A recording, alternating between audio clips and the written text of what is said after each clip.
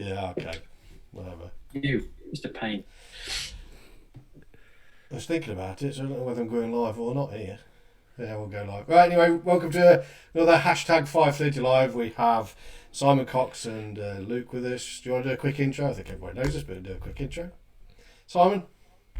Yeah, so Simon from Poppy Design Studio. We're basically WordPress designers and graphic designers based in Northamptonshire. Today I'm supporting the radio because I'm on air at 6 tonight, so just about to head off to run the radio show shortly.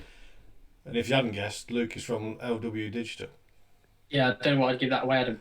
Yeah, Luke Stokes from LW Digital, as you can probably see on the screen, offer a variety of digital marketing services with the aim to help small to medium-sized businesses grow online and increase their visibility through Google Ads, social media, local advertising, etc.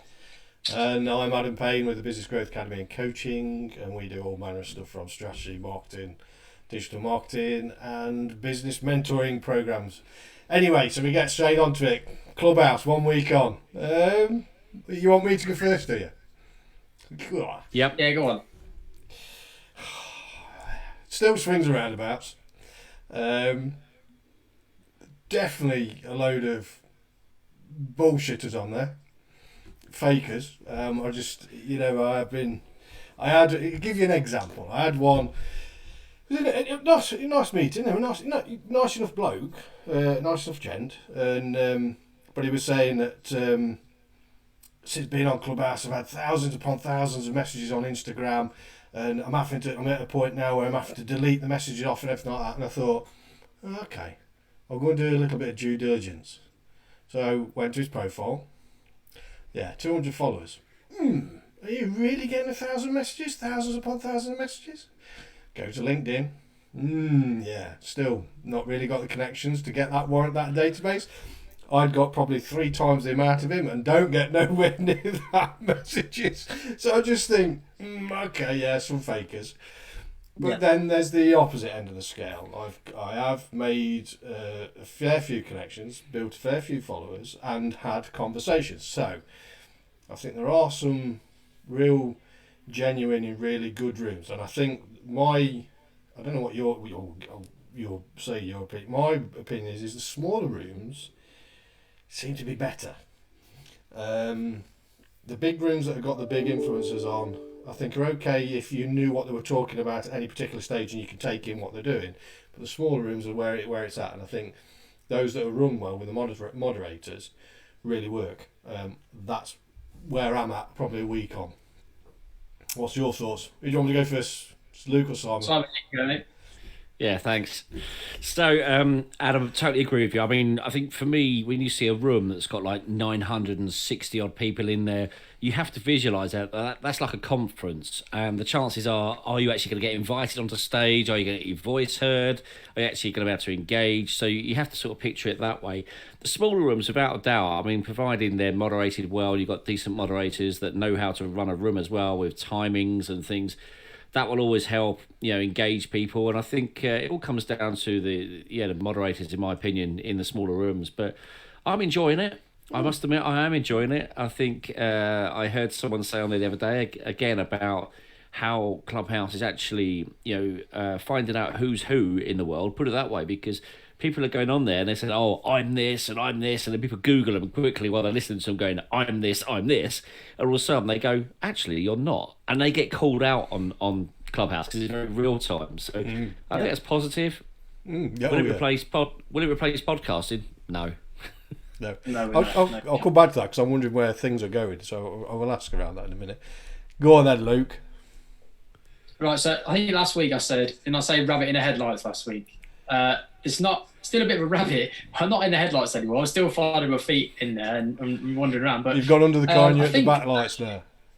Yeah, I've just avoided the car and now I'm on the bright side now, going home. But I think, to be honest, like you both said, the small rooms are really good. And what I will say is the feature that I'm quite liking is it's suggesting you when one of your network is in a room, okay? Because the amount of times that I've spent on there, maybe not necessarily knowing what I'm looking for and wasting time on there, has been quite a lot. However, for example, Adam, if you join a room, because me and you have got similar interests on the platform and you're joining rooms, you can take advantage of someone on your network's access to those rooms and join in with them and find good rooms for you that way, which is a really good feature, I think, personally. And then, follow the people in there. But again, that's normally those smaller rooms that I'm getting the value out of. Social side of it, I think we had a couple of open rooms at the start of the week and people were popping in and out, and I think it was quite nice. Again, that sort of open door office policy that we spoke about last week, or did we even speak about it last week? I think we brought it up maybe after, but having that idea of, being in the office and people just being able to pop into your office and having that open room where your friends can just pop in and have a chat if you want. I think that's quite nice, and that broke up the days a little bit this week. But I'm definitely getting to grips with it now, and I think the most important thing is getting your brain around who are the people providing value and who are the people that are trying to get value for themselves by selling you a dream and getting you to go off Clubhouse and sign up for something else. I think the way forward will be find the influencers, in quotation marks, that are within the smaller rooms but actually providing value to people on there. Yeah. I did a test today as I was doing some in and out of meetings, doing training and stuff like that. I did an activity sample. So an X-time study, and one of these things is activity sampling. So I went on periodically to see who was on at what particular time. What gets me is there's certain ones that I've clocked that are so-called, wouldn't say influencers, but are there and thereabouts, very prominent. Yeah, what work are they doing? Because they're on there every hour of every single day. So what work have they got? And that's the activity sample I've done today. So again, I think there's some very quite genuine people, or come across as genuine people, but I then question just how good are you? Because you ain't exactly doing any work. You're on here all the time. I was going to say, Adam, maybe just a counter to that. If we look at it as a radio perspective, if you listen to the radio and there's a phone in, a lot of the time the hosts aren't the ones necessarily doing all the talking and adding what the value to that conversation. You'll have a caller who's got an opinion on a topic and they'll speak for 3 or 4 minutes. So the way around that could be that, yes, there's a few moderators and hosts in the room and they seem to be within that all day, but they could quite easily be passing on the responsibility to other moderators, having it on in the background, like that radio side that we talked about. And there's actually been a way that I've got a bit of value out of it this week, just listening and hearing certain things and my ears picking up and taking note of those. So maybe to counteract that, if we're playing devil's advocate, that could be what they're doing. But like you said, there is a lot of people on there who I'm sure are on there all day and are speaking in the rooms all day, but what else are they doing? Yeah, I mean, there is that strategy, isn't there, from that? Yeah.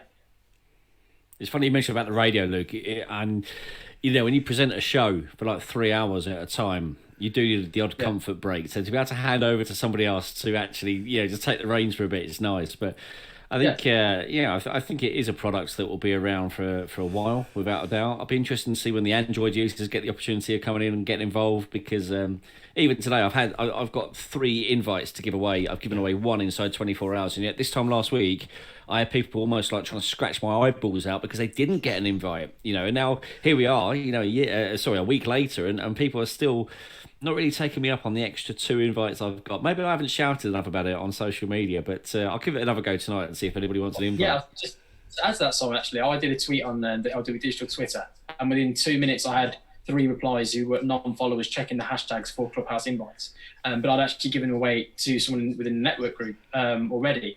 But yeah, there is definitely still a demand for invites, which, given the the net positives and negatives of Clubhouse, like you said, it's a promising thing. It might be around a bit more. The more people get on it and try it for themselves and make their own opinions on it. Now then, which leads on, both of you there, from a question that I had.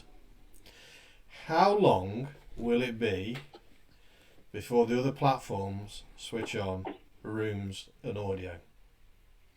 And if they do, will it be the end of Clubhouse? I think the simple answer to that will be yes, in my opinion, because if you think about these people that are trying to gain a following on there, and we've touched on this before, Adam, this point, they are, at the minute, you've got some big influence on there with 40, 50,000 followers on Clubhouse, which for the size of people on the program is very large in comparison to everybody else. On the other platforms, these influencer types have probably got a few 100,000 on there. So if at any point Facebook, for example, brings out this platform to go into rooms and host live conferences, just audio based, no video, and get notified when that person does that. Why would those influencers stay on Clubhouse when the chances are the people on their Facebook are already, people on their Clubhouse are already on their Facebook networks, plus an extra 300, 400, 500,000 people on there. So what would be the point of them staying on Clubhouse? And that's a dangerous thing for Clubhouse. They need to think of something which makes them stand out compared to those platforms, I think, anyway. What do you think, Simon? Yeah, I think it's interesting. I think, if Facebook bring it out, then obviously, people go on Facebook for whatever reason. Are they going to likely to get distracted? So in other words, if I was on an audio chat thing on Facebook, would I be on there and then be inclined to actually get distracted away from the conversation, which is what Clubhouse is all about at the end of the day. It's all about generating conversations across the various platforms to then start browsing and then posting and commenting on people's statuses and checking whose birthdays it is. So I'll be interested to see how it goes. To see how it goes. I've sat here in between meetings and just thinking over, and I was thinking, in fact, I was watching my daughter and my lad, and what they do with the phones now, and Luke, you may be the same. I do it on LinkedIn. Is I respond with a voice mail. I don't type on LinkedIn. It's voice. Sometimes if it's like Simon and you, I'll be typing. But if I'm doing something different from a prospecting point of view, it's voice. And I noticed that my lad and my daughter more than anybody, responds everything from voice in any of the platforms. It's a voice message back, and I wondered whether this is where Clubhouse has picked up this audio side, and whether that's they chose to. And it then when you're watching Clubhouse, they always turn around and say, message me on Instagram, because Clubhouse hasn't got that feature of it. So you're going outside of their platform into another platform. Exactly. So I'm wondering whether there'll be a partnership, or whether Facebook will actually turn around and say, it's worth $1 billion. I'll take it. I'll buy it because it's pocket change, and we'll monopolise it from that point of view. Yeah, I think that's interesting. I think on WhatsApp and Snapchat, particularly within groups, those audio messages are becoming more and more use now, and just speaking to your phone for 5 seconds, turning it off. But the interesting thing you said about going off Clubhouse, if you notice, the only 2 sites you can link in your bio currently are Twitter and Instagram. There's no Facebook option. So, is that a bit of an indicator they don't want people going to Facebook because they feel like Facebook, that platform, could be the one that rivals them and takes people off? And if that is the case, and that's the reason they haven't done it, then, if Facebook did bring it out, then I think that could be the one which really kills Clubhouse. But hopefully not. Hopefully it stays around, because, like I said, we're enjoying it over the last few weeks. It's been a lot better than I started off anyway. I've enjoyed it. There's no two ways about it. Some aspects of it. Some other aspects where I've got my wife shouting to me, calm down, because I'm about ready to chuck the TV through the window. Like when I see some of the fake stuff that goes on. No. What about you, Simon? I know you've got to go, Simon. Do you want to finish off? Anything? Yeah, I mean, I think for me, I'll keep experimenting with it. I think it's a good thing for mental health, as I said before. I think it's a good way of getting people talking, engaging. I think a lot of it's in your profile as well. So if you've got a lot of detail in your profile, then obviously, it's great to be able to start talking to people. If people think you're worth listening to or following, they will find their way. What was interesting for me this week just gone was I actually joined a room and didn't get the opportunity of getting onto stage, and then somebody actually contacted me via Twitter, direct message on Twitter, saying, I'm really sorry you didn't get the opportunity to get on stage, keep in touch. Now I thought, fair play to the person that couldn't get me on the stage to talk. When you're moderating a room, you can't get everybody up on the stage, but yeah, I thought that was really commendable by that person, and so there are ethics behind it. It's not all just a case of like promote, back of the room sales, as it was said the other day.